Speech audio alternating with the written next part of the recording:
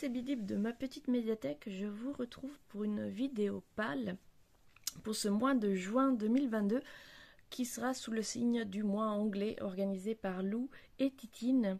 Je vous mettrai bien sûr les liens en barre de description. Je suis donc allée piocher dans ma palle ancienne, on va dire, quelques livres d'auteurs anglais. Il y avait pas mal de livres que j'avais sélectionnés qui se passaient en Angleterre, mais dont les auteurs n'étaient pas anglais, donc je les ai supprimés pour essayer de vraiment choisir que des auteurs anglais. Alors là, vous voyez tout de suite des choses qui n'ont rien à voir, mais parce que j'ai fait plusieurs tas. En fait, les livres que j'ai choisis pour le mois anglais sont ceux-ci.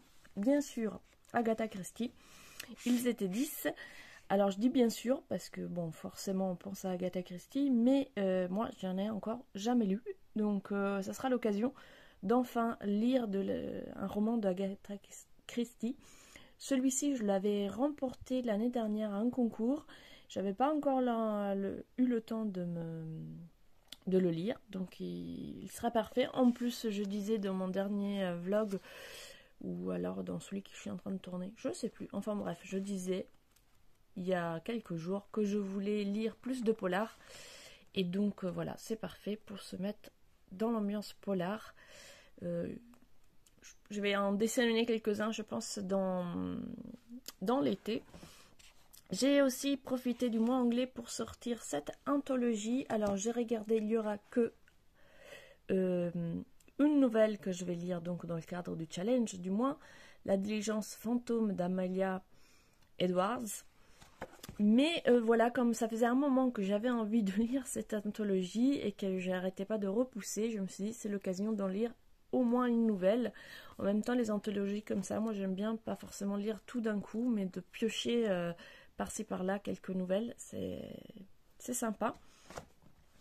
J'ai également choisi Moriarty, donc c'est le premier tome, je crois que c'est une série de Kim Newman. Je ne connais pas, j'ai piqué ça dans la bibliothèque de ma grande. De souvenirs, elle l'avait bien aimé.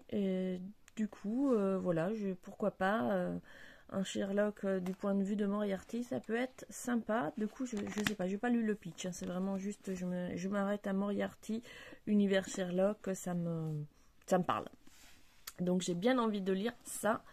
Et j'ai aussi sorti donc L'épouvanteur de ma palle. C'est un tome double et il fait plus de 600 pages.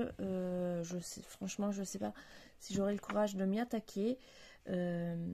Alors c'est écrit assez gros, ça va. C'est pas non plus serré. Les pages sont assez épaisses.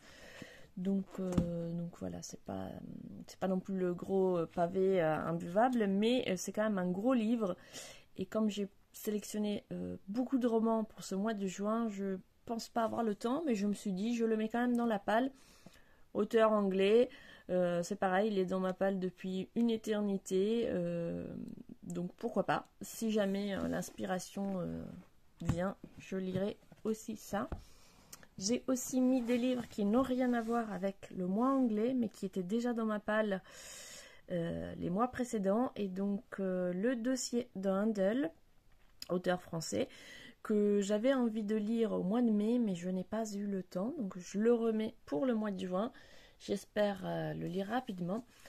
Pour rester dans une ambiance polar, aussi bien adulte qu'enfant, du coup avec le dossier d'Handel, on était dans une ambiance polar pour enfants, et là toujours avec l'hôtel du pourquoi pas, ambiance polar pour enfants avec ce troisième tome. Voilà, j'ai lu le deuxième et celui-ci c'est le troisième tome d'une série qui se passe, si je me trompe pas, c'est au Havre, en tout cas dans le nord de la France, avec une héroïne de 12 ans qui va seconder son voisin qui est flic dans des enquêtes. Et j'avais beaucoup aimé le tome 2, j'ai pas lu le tome 1, j'étais passée à côté. J'ai eu l'occasion de lire le tome 2 et j'ai beaucoup aimé, donc voilà, là je lirai. Comme chaque histoire est autoconclusive, même bon, c'est dommage d'avoir loupé le premier tome où on découvre les personnages, mais ça m'a pas empêché de lire le tome 2 et d'arriver à suivre. Et comme maintenant je connais les personnages, je me suis dit autant enchaîner directement sur le tome 3 et je reviendrai sur le tome 1 quand l'occasion se présentera. Et puis, autre livre qui n'a rien à voir avec le mois anglais, Le Tribut des Dieux, qui me fait très envie, que j'ai reçu en mai. Il était parfait pour le mois de la fantaisie, mais j'ai pas eu le temps. Donc ce n'est que partie remise, et je pense, comme il me fait très envie, je le mets en haut de la palle, même si je vais, avant d'attaquer celui-ci, essayer de lire au moins un livre dans le cadre du mois anglais. Mais celui-ci, voilà, il est en haut de ma palle parce qu'il me fait vraiment très très envie. Et puis ça, ce n'est pas un auteur anglais, mais je me suis dit que le clin d'œil était plutôt sympa. Je suis tombée il n'y a pas... je sais plus, c'était au mois d'avril, je crois. Oui, c'est ça, je crois que c'est au mois d'avril, je suis tombée sur les 2 premiers tomes de cette série, les légendes de la table ronde. Donc les auteurs, si je ne me trompe pas, sont francophones. Je ne sais pas si c'est en français ou belge, enfin bon, peu importe. En tout cas, ce n'est pas des auteurs anglais, mais les légendes de la table ronde, on est en pleine Angleterre, c'est même les mythes fondateurs de l'Angleterre, donc je me suis dit que je ne serais pas complètement hors thème avec cette bande dessinée. Et puis voilà, j'avais sélectionné d'ailleurs un autre livre avec le roi Arthur, La mort du roi Arthur, que j'ai si bien rangé que je n'ai pas réussi à remettre la main dessus pour faire cette vidéo. Et en même temps, je me dis, j'ai sorti beaucoup de romans, donc je n'aurai probablement pas le temps de le lire, mais il fait partie aussi de ma palle archaïque, et voilà, selon l'humeur, si je le retrouve, il ne doit pas être bien loin, mais enfin bon, bref. Donc si je le retrouve, je le mettrai aussi dans ma palle pour le mois anglais.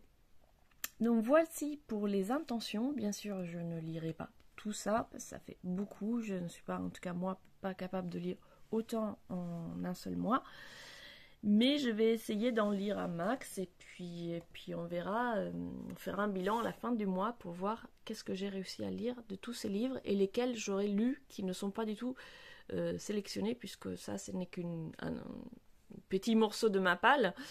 Je vais essayer, là, depuis le mois dernier, je fais ça, de sélectionner quelques livres au début du mois pour essayer de me motiver à lire certains livres en priorité, et à faire un peu des thématiques comme ça, et voir si j'arrive à mieux me tenir à ma palle comme ça ou pas. Mais en tout cas, je me laisse toujours la liberté de changer d'avis et de piocher d'autres livres qui m'attendent selon l'humeur du jour, parce que des fois on choisit des livres et puis ça correspond plus trop à l'humeur du moment, et voilà, donc je me laisse aussi aller au fil des envies. J'espère que cette petite vidéo vous a plu. N'hésitez pas à mettre un pouce, à vous abonner, à laisser des commentaires, à me dire quels livres vous avez déjà lus, lesquels vous avez envie de lire, est-ce que vous participez ou pas au mois anglais. Laissez-moi tout ça en commentaire, et on se retrouve très vite pour le bilan du mois dernier.